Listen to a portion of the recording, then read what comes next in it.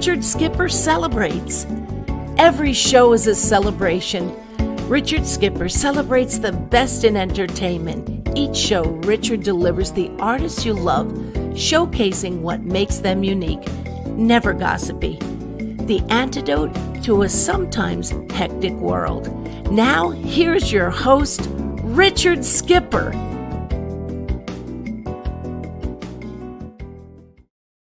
Happy Tuesday, everyone, and welcome to the latest edition of Richard Skipper Celebrates. What are you celebrating tonight? Well, if this is your first time here, welcome. My show is all about celebrating. It's about celebrating life, celebrating art, celebrating artists, celebrating whatever there is to celebrate, and there is a lot to celebrate. Right now, we're celebrating, the autumn is here, the holidays are coming up. You know, years ago, I said that, Christmas and Halloween and Thanksgiving seems to be coming faster and faster and faster every year. And I always said that at some point we're going to find Christmas trees with jack-o'-lanterns on them. Well, that's not necessarily out of the realm, as you're going to find out tonight. But what are you celebrating? There are so many holidays that are going on right now. Before we begin, I want to show you something. This is me at, I think I'm 4 years old in this picture. This was with my dad. And this is one of my favorite pictures. Every time I see this picture, it takes me right back to that Christmas. And I think that the holidays are a time to bring us all back to those special memories that we have with each other. And I have two very special ladies here tonight, PETRELL OZBAY and Tess, who have come together and they've created this amazing book called Merry Witchmas, which we're going to get to in just a moment. We're going to unravel so much tonight. Welcome, first of all, ladies. And I want to ask you both, and you can decide, flip a coin, go first, or you can go together. What are both of you celebrating tonight? First of all, hello. And thank you for that wonderful welcome. We are so excited to be here. PETRELL didn't sleep all night, and I yes, my dog was sick. Oh, I'm so sorry. I hope your dog's doing better. Yeah, she'll get there. So go ahead, PETRELL. You go first. Okay, what are we celebrating? To me, yes. Actually, the whole idea of this book celebrates friendship because it celebrates the friendship that Tess and I share. And it's truly an incredible once-in-a-lifetime friendship, you know, that you find and you just know you hit it off with somebody. And then, you know, the culmination of this friendship is this book, which then ultimately celebrates friendship between Ginger and not to give, you know, spoiler alert, she does meet Santa. Put it out there right away. Ginger the witch, but we're going to get there in a few moments. But there are other things that this book celebrates, which we're going to get into. Probably things that maybe you weren't even thinking about, but things that I picked up as the reader. Okay. But maybe you weren't thinking about them. Okay. I feel the same way because as we go into the evening, the story about how we met, and I always say to you, PETRELL, that this would have never happened without you. And she always says that it would have never happened without me. And to think that we were on this big world and this big planet, and somehow we came together and met and did this book is just a celebration in itself. But there is true love and friendship and believing when you don't think anything is in the winds, and all of a sudden there it is, like Ginger's letter, you know? Now, a full disclosure here, Tess and I are friends. And we're very dear friends. And we begin each day with texting each other, sending positive messages to each other, which is a wonderful way for everyone to start their days. We start our days on a positive note instead of a negative note. So the things that I'm going to talk about for a moment, she knows I walk the walk and I talk the talk. This is not lip service. No, so every day, I believe there is something to celebrate. And I want to talk about some of the things. One of my favorite websites, you can all check it out, is called Check-A-Day. And every day on Check-A-Day, there are things that to be celebrated. And there, as I was looking at, there are 3 themes that today is celebrating.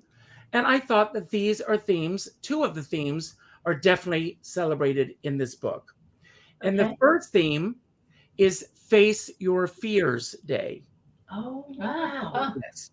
So I thought that was appropriate because, first of all, we're going to talk a little bit, and I don't want to give away too much of the book. Okay. First of all, I mean, we'll talk about how the book came about, but may I give away a little bit of it? Sure. Yeah. Of course. Now, Ginger the witch, you know, Santa has never visited her and she needs a new broomstick for Christmas. So she sends Santa a letter, and Santa checks his naughty and nice list only to find out that there is no Ginger on this list because she's a witch. Why is she not on the list? Because Santa doesn't believe in witches. So this idea of Santa not believing in witches, although this little witch believes in Santa, so it unravels that idea of what we believe in and what we don't believe in. And it's get it, Richard. You really get it. Yes. You really get it. And I think that this is a message that I think this book, you know, we live in a world now where, I mean, this message should really be taught to so many children that we get along regardless of what your religion is, what your background is. There are so many layers to this. And now, who gave birth to Ginger the Witch? It was both of us. This is a crazy, crazy thing. And believe me, we marvel at this because I originally wanted to do, I asked PETRELL to please help me write a script for a voiceover. And this conversation starts like so many of our conversations. And PETRELL, I'm going to let you finish the rest of this because, you know. No, yeah. So Tess does a great witch. Tess has a great witch voice. Tess has a lot of great voices, but she's got a great witch voice. And everyone, excuse me for interrupting, Tess does the voiceover for this show. So everyone's going, who is that beautiful voice? There she is. Well, it's true. Yes. So, wait, I drove you crazy about the cackle. I made her insane. I sent her 17 cackles, do you remember? Till I thought she was going to come to the house and say, stop, I'll help you. Okay. Yeah. Right? Yeah. No. So, yeah. So, right. So I stopped her. I said, we're not writing a script, you know, but really I said, hey, listen, if we write this script, I'm not really sure where it's going, what we're going to do with it. We're going to put a lot of time and energy into it. Because if we're going to do it, we're going to do it right. And I said, why don't we... the brains of the outfit. No, I said, stop. I said, why don't we take this and turn it into a children's book and write a children's book about a witch?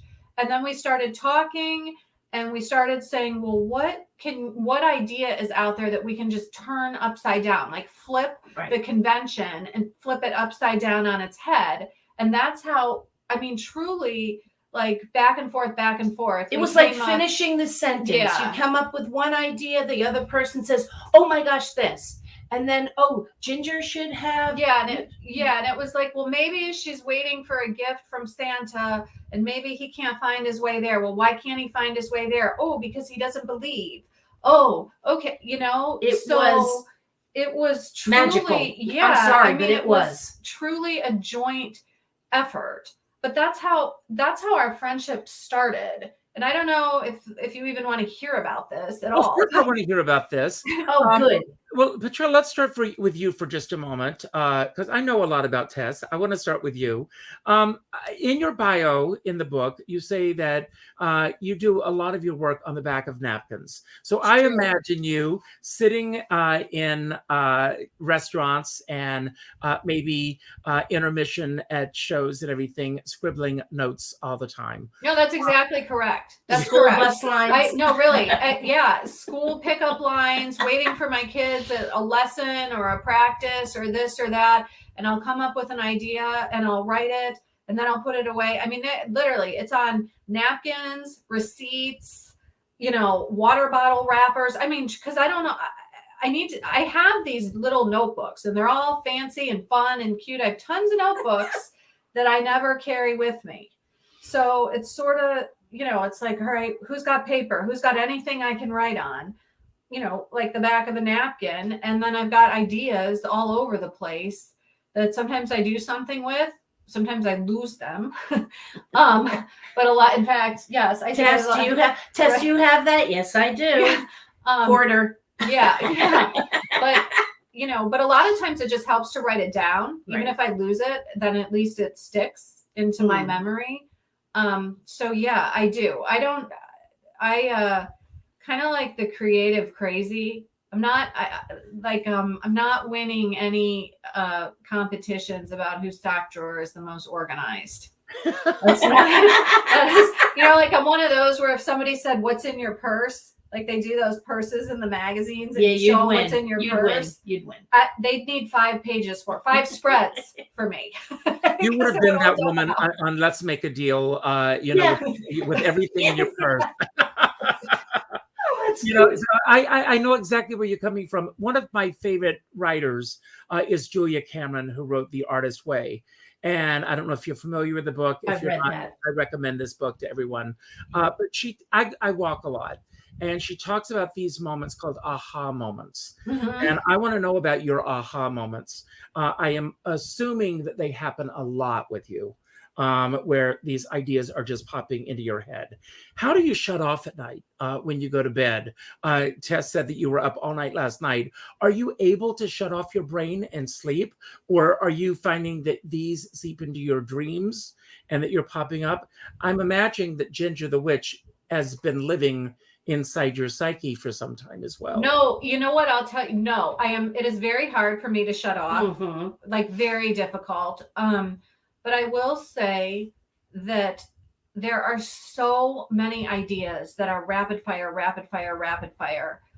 But it takes, I've noticed, especially as it's been, it's been like that for so many years, the best ones now, probably with age, tend to stick. So I knew, and even if I don't write them down, generally the best ones tend to stick. So I knew we were on to something with this when it didn't filter out. It didn't go kind of in one side of the brain and go out the other. Mm-hmm. It stuck, and it happens very organically. And then the other thing is, it's like anything. If it becomes too hard to execute, something's wrong with it. This book was so easy. I don't want to say easy. That's not the right word. You mean it flowed, but with it no flowed.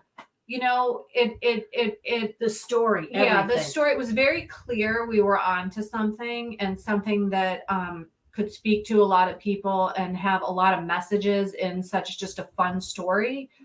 And that's how we, like I said, if it's good, it just doesn't have, it's not that hard. It shouldn't be. It's the things where I think, oh, that's a great idea. And then I'll sit down to write it, and it's so difficult, and I'll keep coming back to it. And it's like, you know what, this just isn't working.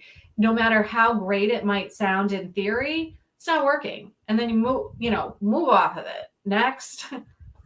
I want to know, how long into the process did the idea of Ginger the Witch meeting Santa come along? That was immediate. Like 5 minutes.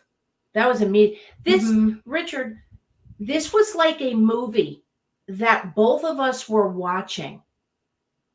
Does that make sense to you? It As makes we were absolute sense. talking, both of us visually were actually seeing it like a movie. Yeah. We wrote it. I remember the day exactly. I was driving my daughter to a lesson Mhm. down in Fort Lauderdale. We live in South Florida. I was in the car when she called and said, "How about writing this? Do me a witch voice." And then I said, "No, let's do a book." By the time I got to my destination, maybe I was in the car a half hour. We had essentially written the book. Wow. We were talking the whole thing out, laughing. Yeah. A lot of laughing. And what becomes the hard part is, with a children's book, we were trying to hit this under 600 words. I forget what the final word because we count had is, other. but yeah, I mean, you have to pare back on it. That becomes the hard part. I mean, you take a topic like a witch and Santa and two holidays like Halloween and Christmas. It's bursting with ideas. So the hard part, actually, the most difficult part about this book was paring it back and deciding what we were going to put into the original manuscript to get it in shape, to take to the agent, to get it in shape, then for her to take it to query out to it, bid, to query it. Well, and again, a little spoiler alerts. I'm going to give a few of those. And again, I hope you forgive me for this. But warning. We're going to give away a lot of books tonight. Not give away, sell a lot of books. I already know someone who contacted me today. She wants to buy 3 books. Aww. And I told her to reach out to me first because I'm hoping that she can buy books that the two of you will be able to sign. Surely. I don't know if that's a possibility, but if anyone's watching and you want to buy books directly through you, is that a possibility?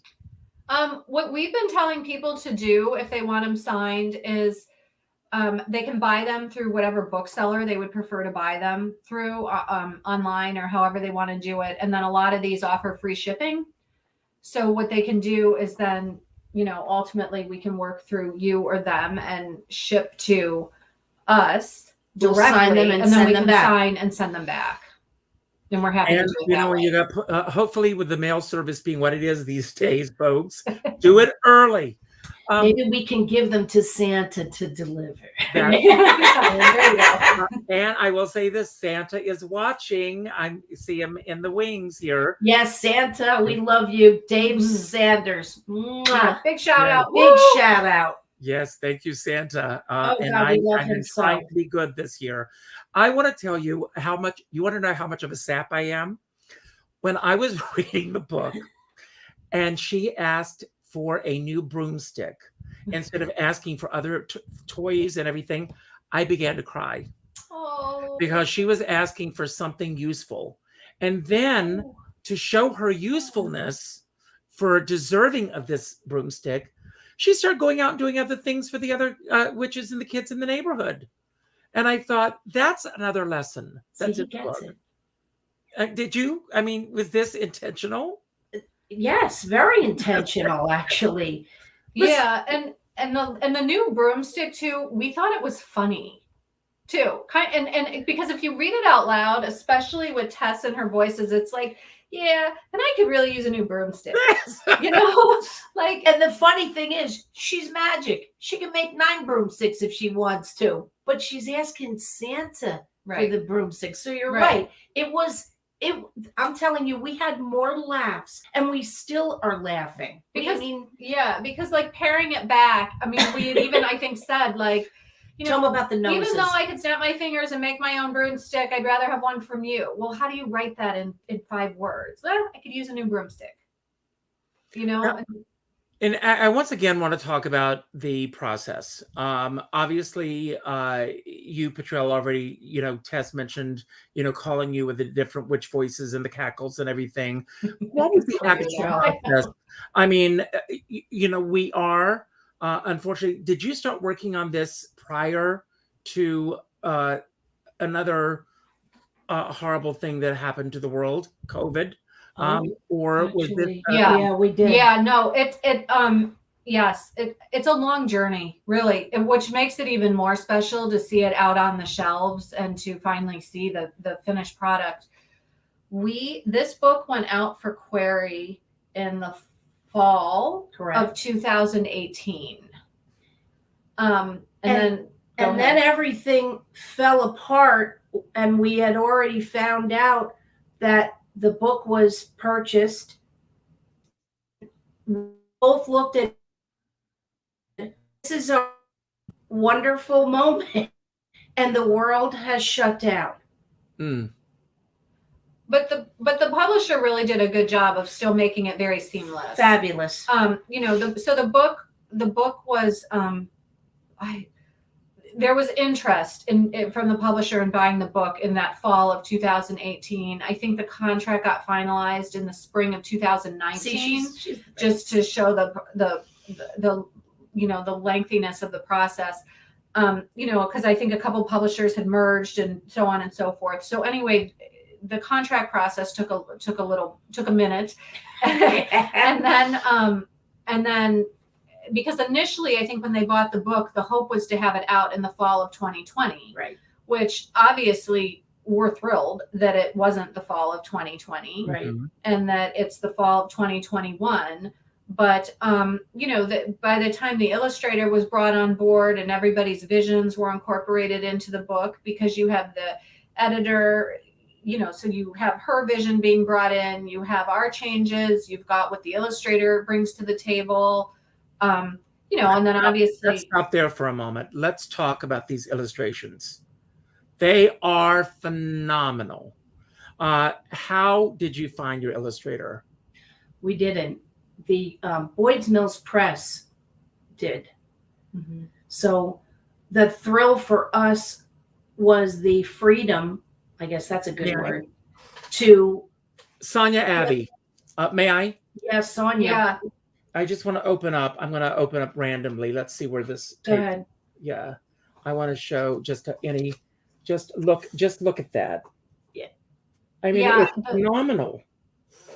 Were you happy when I want to know the first reaction you saw when you saw the first illustrations come your way. We were blown away. Yeah, we were blown away. I mean, it's a process, because what you originally see are iterations of that. Mm-hmm. So, but we always had the vision for this. So we were never, you don't see all those layers and all the color and all the little doodads and all the extras on the page. And, it becomes a collaborative process too, to say, hey, I'm making this up right now, but hey, well, she's a witch and she wouldn't decorate Christmas perfectly. She might have an eyeball hanging off the tree, or she might, or a newt crawling up the tree branches, or what. I'm making all that up, but where the real wow comes in for us is when all the color and the layers get brought in, because it's just so, it's like the magic. It's almost like there's glitter on the pages, but there's not. Right. It's so magical. And I know that for Sonia, this was one of her first, right. At least I don't want to speak wrongly, but I believe that it was one of her first major projects. And so, I'm sure it was exciting for her too. And it was just great to see Ginger come to life. And and it was interesting because we might have had totally different version of what Ginger was going to look like. Maybe Tess had her version. I did. Maybe I had my version, and then Sonia brought her version of what Ginger looked like, and we were like, "Ooh, purple hair, cool." Yeah, So, the illustrations are great, and our favorite thing about the illustrations, and any kid or anybody that's seen the book, is every time I read it or look at it, there's new things. It's like, oh, there's a Frankenstein nutcracker, or the bubbling for both of us. Mm-hmm. When we were PETRELL was in the car and I was at home sitting in the lounge chair, and we were literally talking about the bubbling cauldron with the hot chocolate. where she gets so frustrated that she dumps all her spells out and she fills it with hot cocoa because it's Christmas. Yes. So the discovery of all these things, and we might mention too that thank God the boys love the book. Mhm. They love the book, the young boys.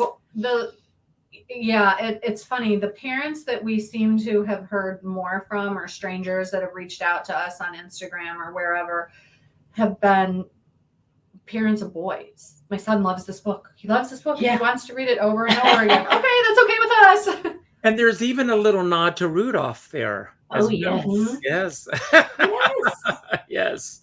Yes. And it's there's really some winks and incredible. nods to The Night Before Christmas. I mean, it was just really important for us to just kind of bury all these little nods to things throughout the book, whether it be through suggestions, Tradition. through illustration, through traditions, through taking a word from a classic poem and making absolutely sure it was in the final book. So, in 500 words, there's a lot of thought that goes into every single word. But I want you both to listen to me for just a moment.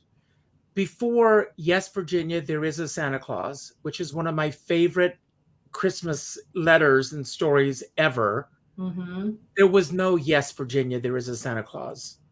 Before 'Twas the Night Before Christmas, there was no 'Twas the Night Before Christmas.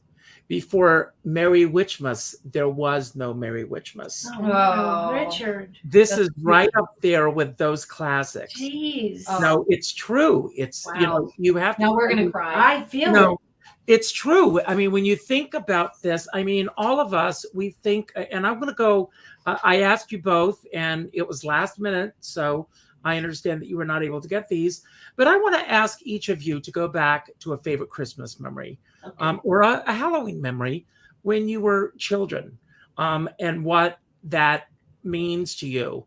I mean, for me, I can hear a Christmas song, and I remember, decorating the Christmas tree in our house and listening to the Christmas music. Christmas was a big deal at my grandparents', and that's another holiday today. Today is Old Farmer's Day, and I grew up on a farm in South Carolina. I want to ask about each of you and your grandparents and your parents, and how they celebrated each of these holidays. Okay. Do you want to do? Sure. Go ahead. Well, we have a Nonny and a Grandpa Joe that were very, very special to us.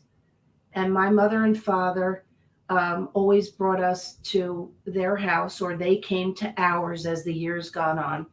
But my biggest memories of Christmas, which are my brother and sister, my brother Lenny and my sister Maria, mean everything to me. And although I tortured my sister, and she'll probably write something, she was mean to me, and I loved her dearly. I was just, one of those kids that just was bad.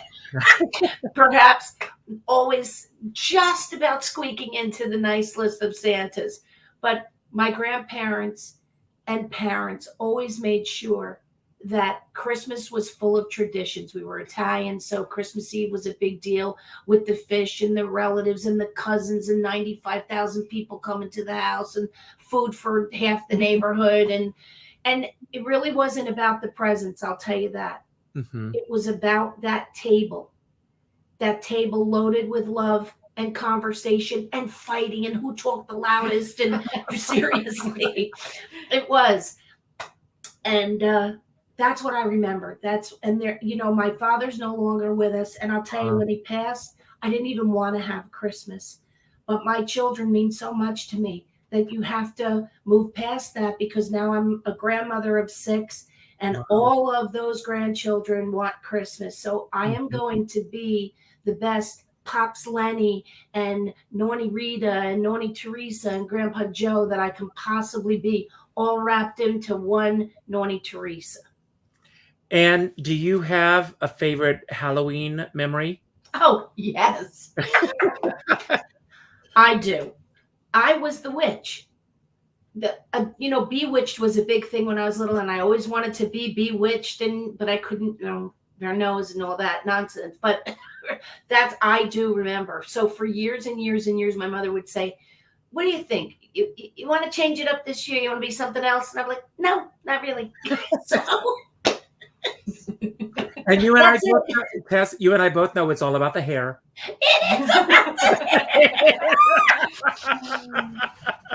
What a blessing that was. Yes. And PETRELL, what about you? Christmas memories as a child? I'm going to get to Christmas because I have so many things going through my head. I'm filtering as I'm talking. So I'm going to talk Halloween first. Okay. Halloween, we lived near my maternal grandmother growing up. Which was where was this? In Cleveland. Okay. And she made, with my mom wasn't a big sewer at all. If she's watching tonight, she's probably cringing. Thanks. But my grandma was, and the two of them made costumes for us sometimes. And I still laugh, and I wish I would have been able to find these pictures for you because I can see them in my head. One year I was a witch, and they made me this nose out of a paper towel roll or like a toilet paper roll, and they took it and they like colored it green. No, not wow. No. Okay. Your mom. No. You're done. So there was that one year, and then they made my brother a Woody Woodpecker costume out of feather dusters. Okay, that could go some therapy. So he was Woody Woodpecker made out of feather dusters, like bright orange and yellow, like feather dusters. And then more recently, my daughter and I, one year when she was little, she collected an insane amount of candy one year. Like usually we'll just hit up a few homes and we're done. One year, I don't know. I feel like we did the entire neighborhood. This was here in South Florida. And for months, my son, who was 2.5 years younger, he'd be in bed. And then she and I would go every night, like kids like to do, where they lay out all the candy. So every night, for as long as all this candy lasted, she would go, she'd dump it out, she'd lay it all out. I couldn't believe it never got bugs or ants. And then we would each pick 2 pieces. And we still talk about, it was like he would go to bed and like clockwork. We were in that kitchen and she'd not just dump it, but every night lay it out to see what was still left. And yeah, it was very sweet. Catch on? Pardon? No. Too little. He didn't know what was going on. Okay.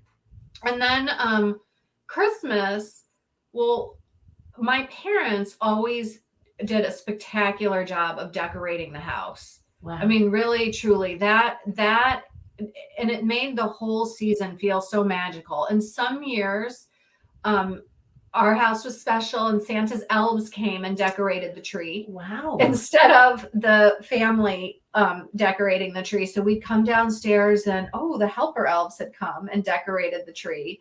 So that was always, cool. Yeah, it was cool. That's cool. And then also too, we again lived near my maternal grandparents. So I looked forward and pretty much to any holiday seeing all my cousins. Yeah, the cousins. So the cousins were huge to my Christmas memories. And then my dad's family, Italian on both sides, his parents were both Italian, and they would send us crazy amounts of cookies, all kinds of homemade different Italian cookies. And so I associate Christmas very much with all kinds of different, but not like cut out Christmas cookies. No, we all have names. Yeah, like right. Yeah. Right, exactly. Like the chocolate balls and the caramel and so that. But it's really like the decorations for me are huge. It's like the minute the tree goes up, it's like, oh my God. It's still Christmas Day for me as well. We're going to get to Christmas cookies in just a moment. Something I want to share with both of you, and yes, I am going to go there. I'm going to show you one of my prized possessions. Because I do have a pair of ruby slippers. No wonder you're Tess's friend. Yeah. Did you know that I have You're these? holding out on me. Yes. So, I'm going to drop them. So I have to ask each of you, are you a good witch or a bad witch? Oh, no. I have to leave. Bye. Go ahead, Petrel. Oh, Well, let me ask you this, because I already know that Tess is a good witch, but I want to know when you were each both a good witch and a bad witch. Okay. 'Cause we both are a little bit of both. Does eating Halloween candy behind my son's back count?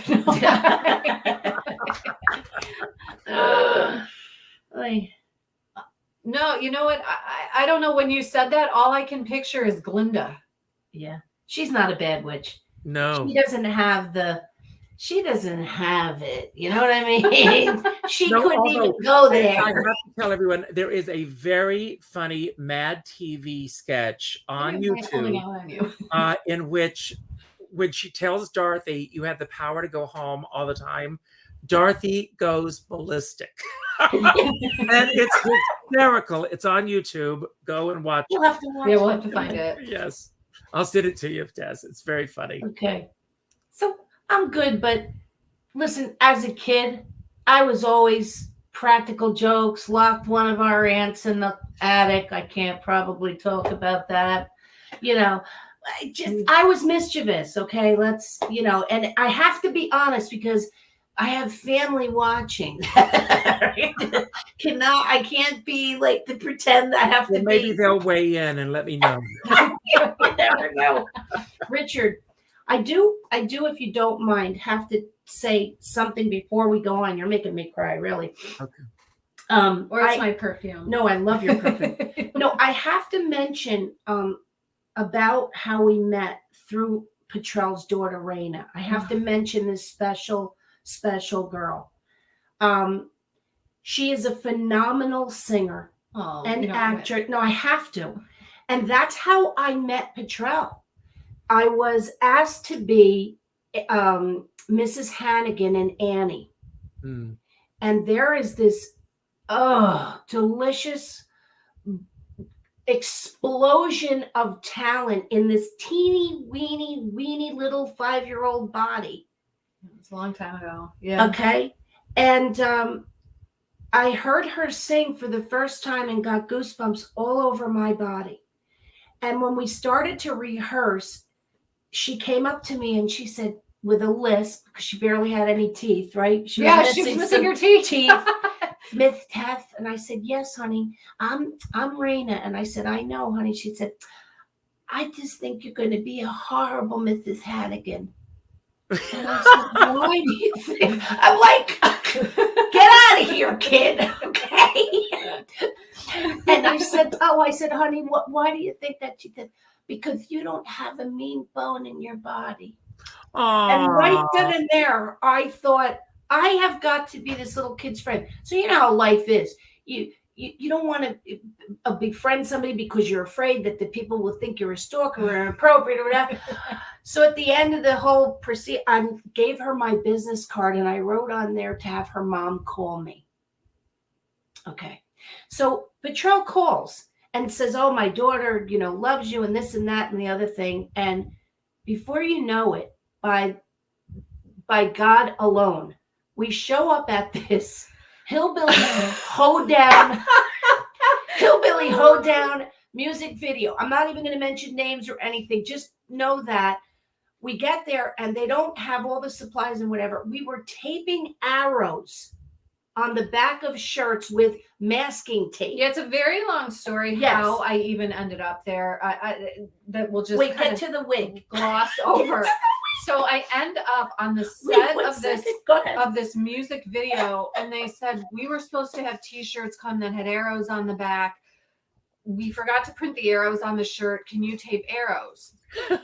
So I am like so strangely spatially challenged. Sometimes I'm like one of those that can't like stack. I must not have had stacking blocks when I was young. So I could not for the life of me. I'm like trying to figure out. So I did one of these. Yeah, like so she's watching me, and so but I was like, thank God, because I couldn't figure out, and I'm trying to cut, I'm trying to pull the tape, cut the tape. It's duct tape, so the duct tape's sticking to the scissors. One side has to go this and I'm way, like, the other. Wait, if I cut the tape diagonal, will it make the bottom of the arrow? Anyway, long story short, she comes and she's like, here, and she starts like immediately like you know, lightning. Yeah, like doing these arrows. And I'm like, thank God for this woman. But I'm watching her, and I didn't connect yet that this is the same lady on this business card. And so she's taping the arrows, and you're then looking like, at me very strange. Yeah, She's like, because I couldn't tell. She had on a wig, but I couldn't tell and she was all like dressed up in character, but I couldn't tell if she was really in character or that was her, and she just looked like she had been pulled from central casting to be part of this Richard, music video. I did my best to look like a hillbilly. I mean, she just looked ridiculous. and so did her husband. And so I'm looking at the two of them thinking, and nobody Freddie. Was it Freddie? Yeah. So I'm in just jeans and a shirt because I didn't get the memo fully. So I'm looking at her, and you know, I didn't know that she was in costume until like a very long time after.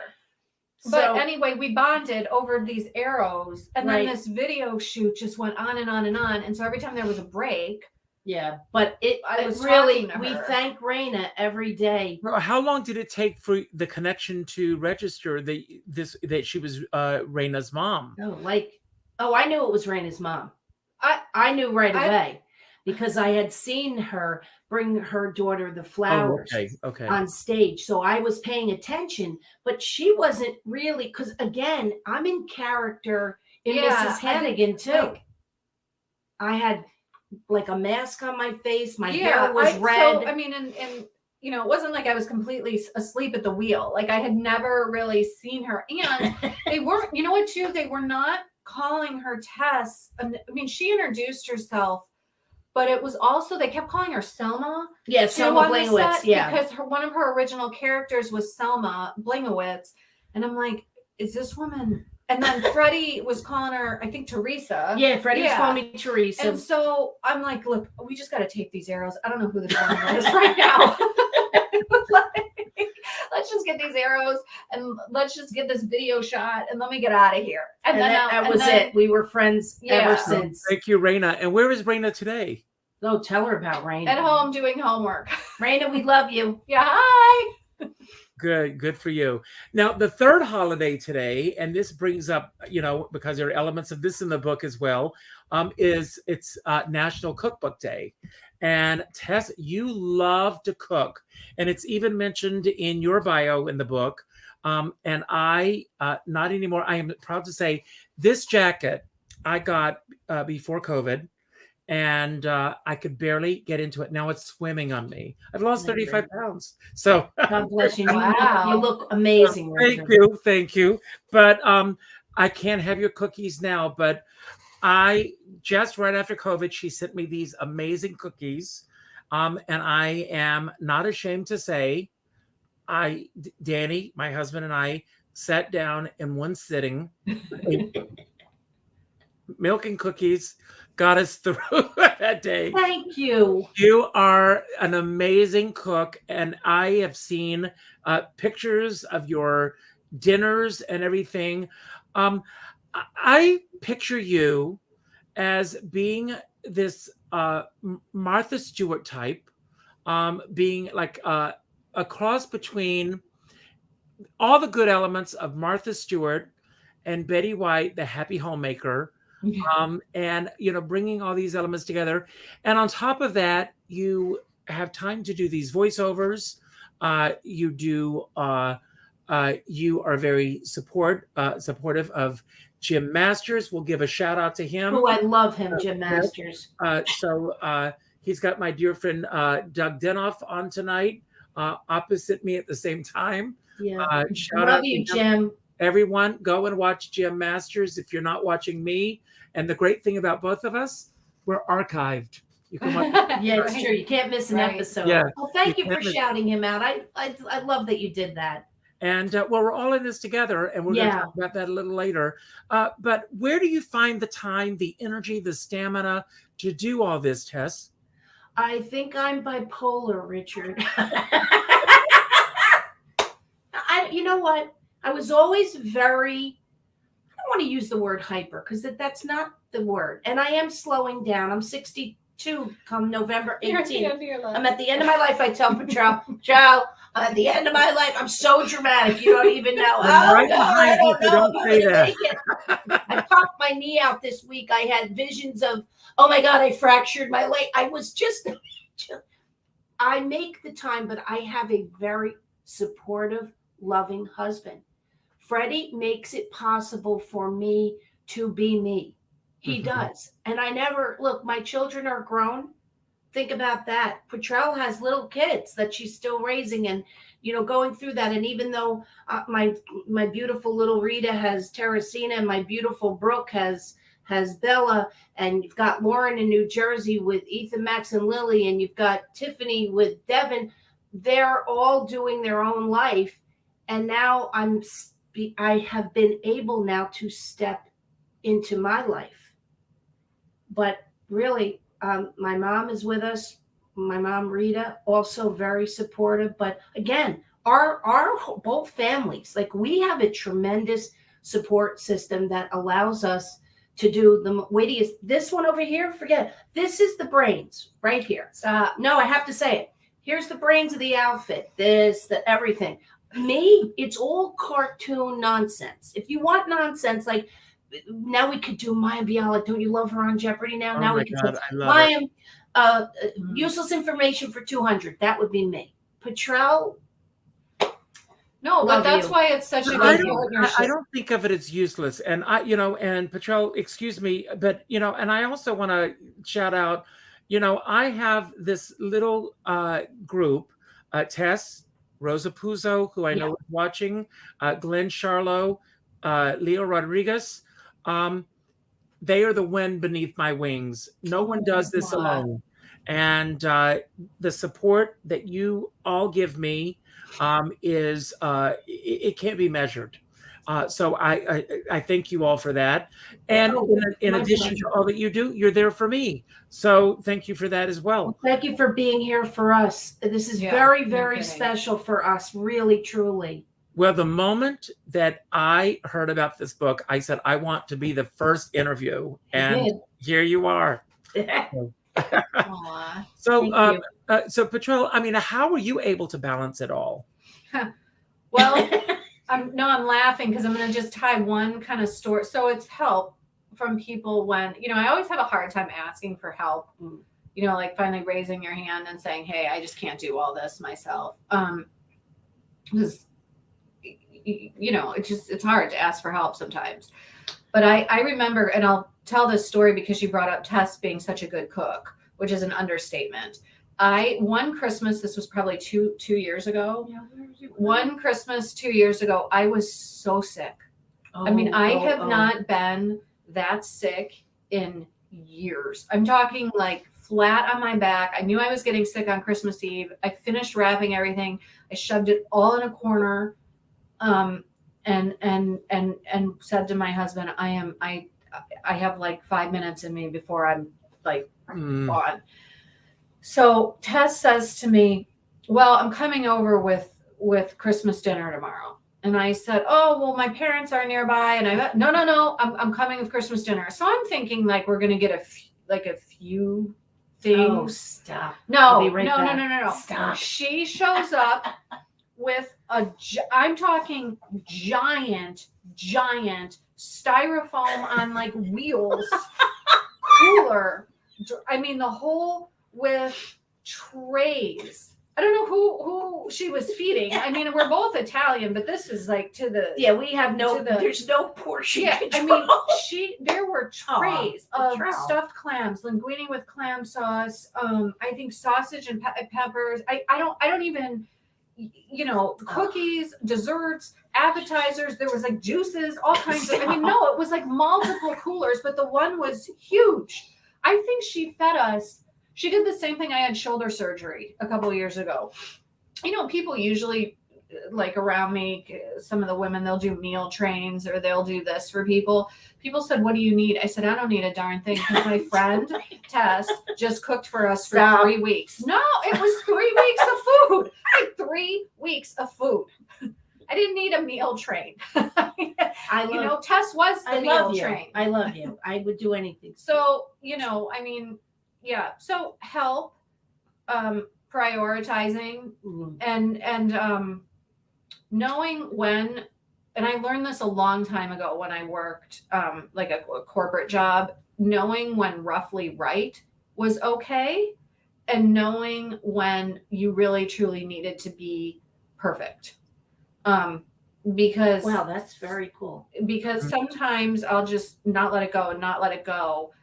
And, I'm like, no, this has got to be perfect, but that over there, that's good enough. Move on. Kind of like the laundry. Like I sort of bunch fold. Yeah, no, I mean, there's just things like, I don't care about how nicely the clothes are folded. They got folded. They're clean. My mother folds laundry like she presses it with her hands. It looks like it went through a machine. Does she make house calls? I mean, Does she make house calls? right?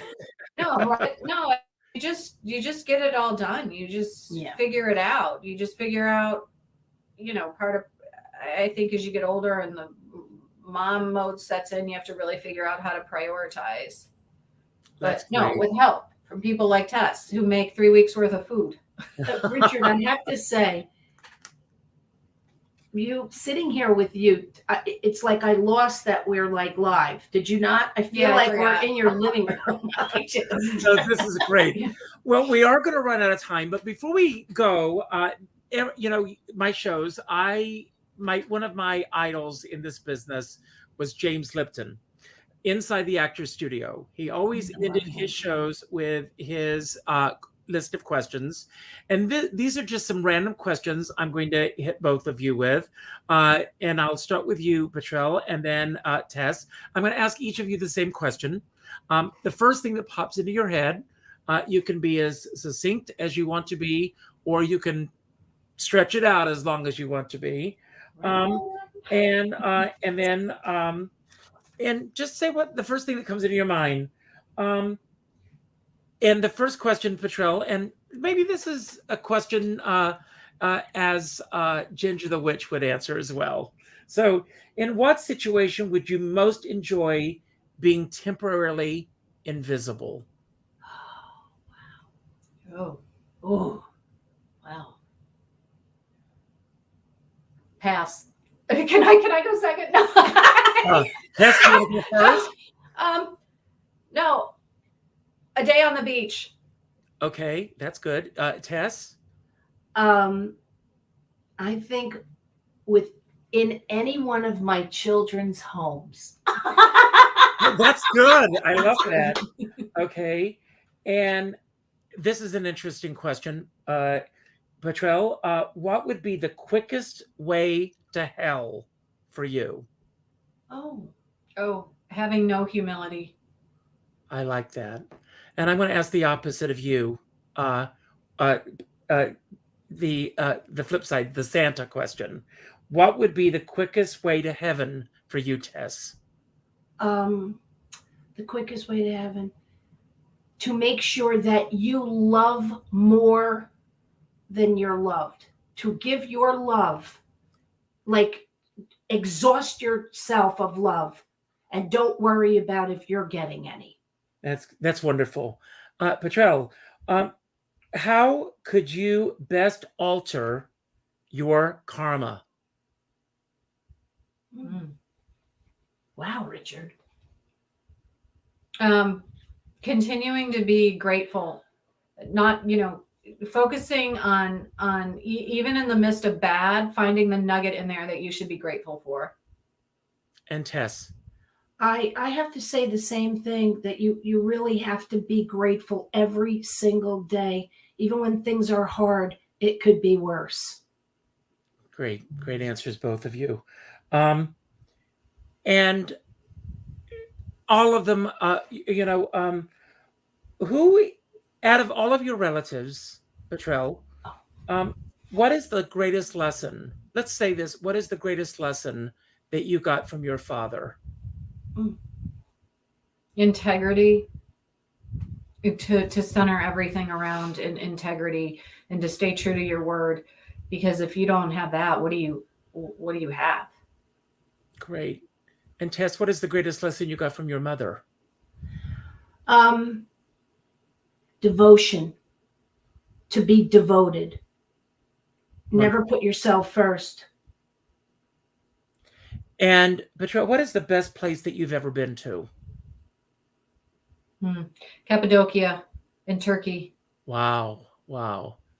And Tess? Alaska. Wow. Opposite ends of the world for both of you. And Petrel, when did it take you the longest time to travel anywhere? And maybe it was Turkey. Sometimes going up or down 95 here in South Florida.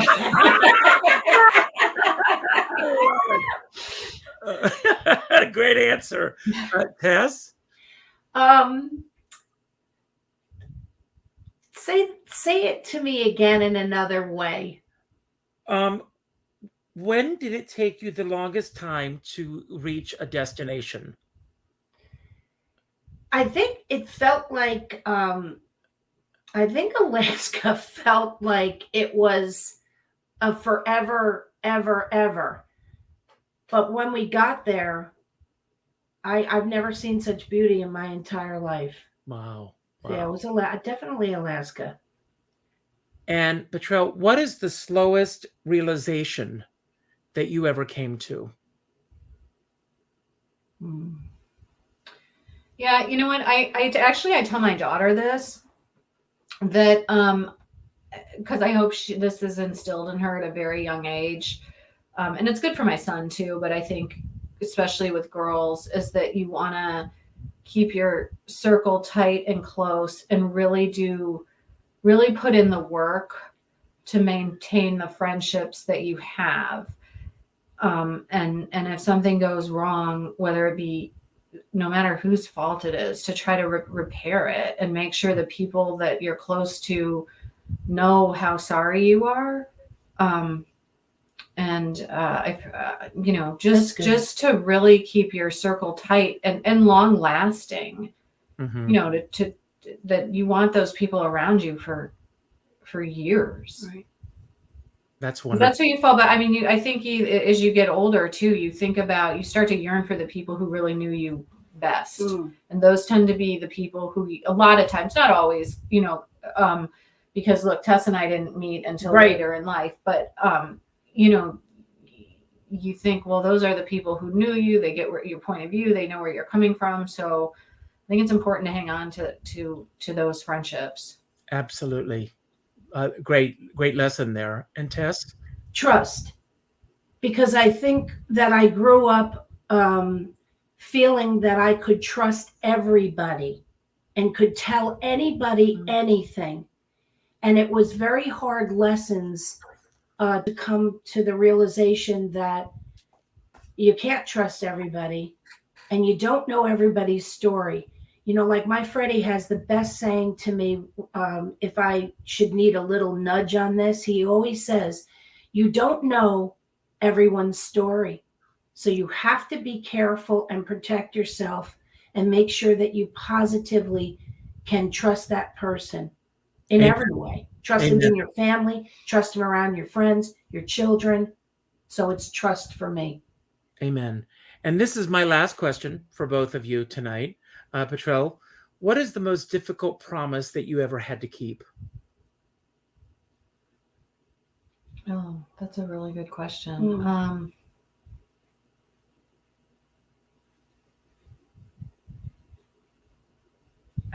I feel like it has something to do with my kids, but I can't put my finger on it.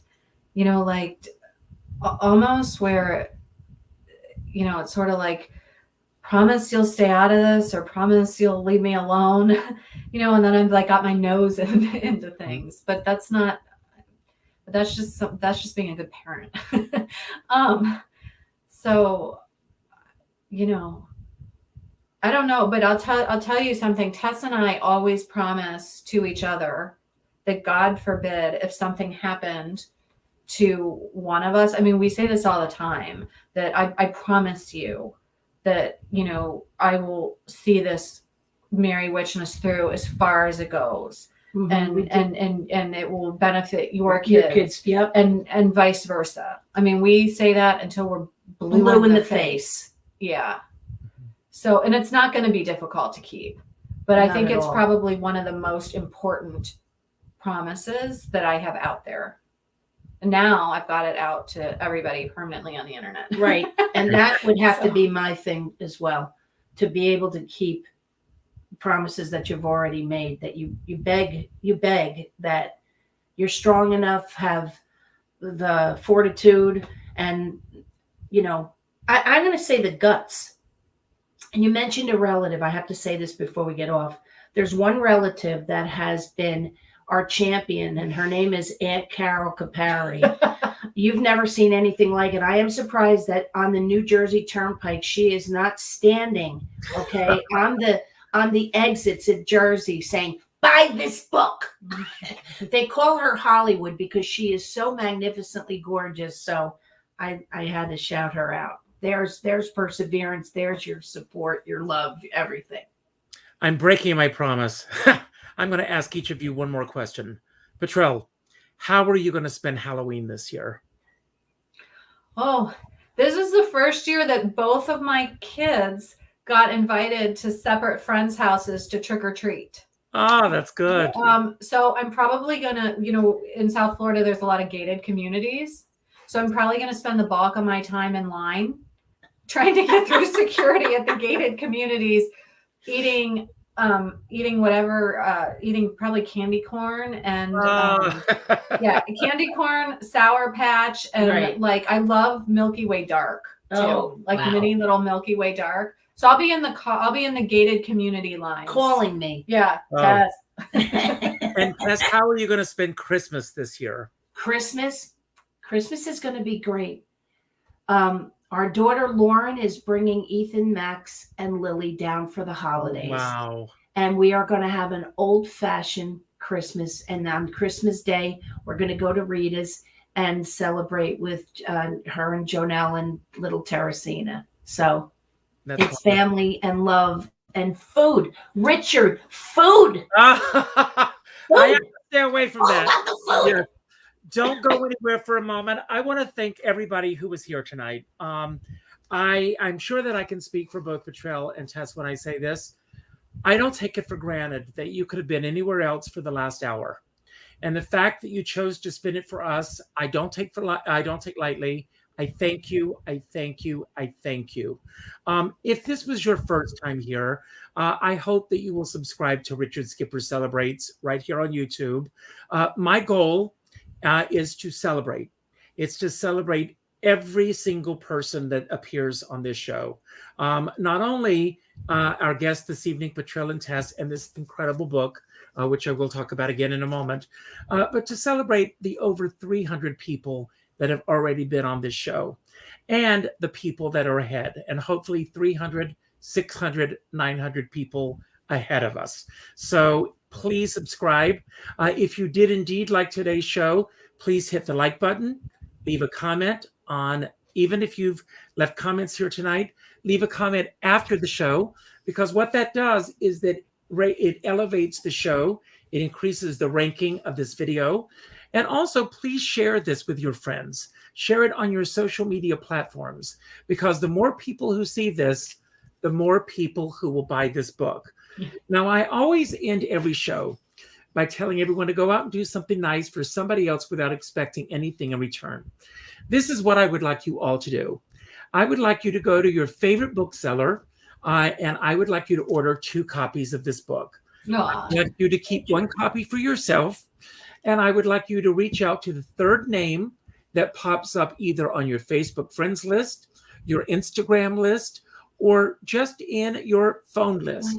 And I want you to send a 2nd copy to that friend as a gift, just to let them know, because the message, whether they are 3 years old or 30 or 90, they're going to love this book. I loved it. I cried. I read it again this morning. And I cried all over again because it is such a beautiful book. They've done such a wonderful job. And this book deserves to be seen by a wider audience. And on another note, I know I get a little winded here, but the world's going through a difficult time right now. And you never know what someone else is going through. So please, please, please pick up the phone and call your friends. Not an email message, not a text message, not a private inbox message, a phone call. If you call one friend a day, you've made an effort to reach out to somebody in the world and let them know what they mean to you. I don't want to end on a morbid note, but 2 friends of mine went to bed the other night and the husband died in his sleep, my age. Yeah. It was sudden. And, but his wife told him before they went to sleep how much she loved him. And make sure that you tell those that you love how much they mean to you. So I have a dear friend who says we're all in this together, but we're not in the same boat. And I always say, if you're going to go out in a boat, make sure you bring a skipper along. I'm going to leave the screen and I'm going to give both of you the final word. Anything that you want to say about anything that we talked about tonight that you want to build upon, anything that we didn't talk about that you wish that we had said, or just any message that you want to put out to anyone who's watching right now. You don't have to worry about how you're going to be taken off, because when you give the kiss goodbye, I will end the show. I thank you both for being here tonight. You've given such gifts to the world, and you're going to continue to give. I'm telling you, this is the new Christmas classic. And this is it's the gift that's going to keep on giving. Thank you so much for being here. Thank you, Richard.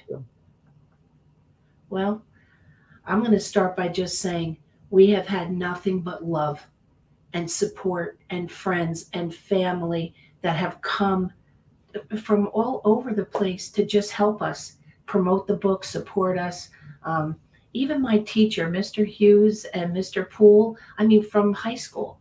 It just could go on and on. Cousins and friends and family, again, just showing us love. And we are very, very grateful. But we also know that this is a blessing.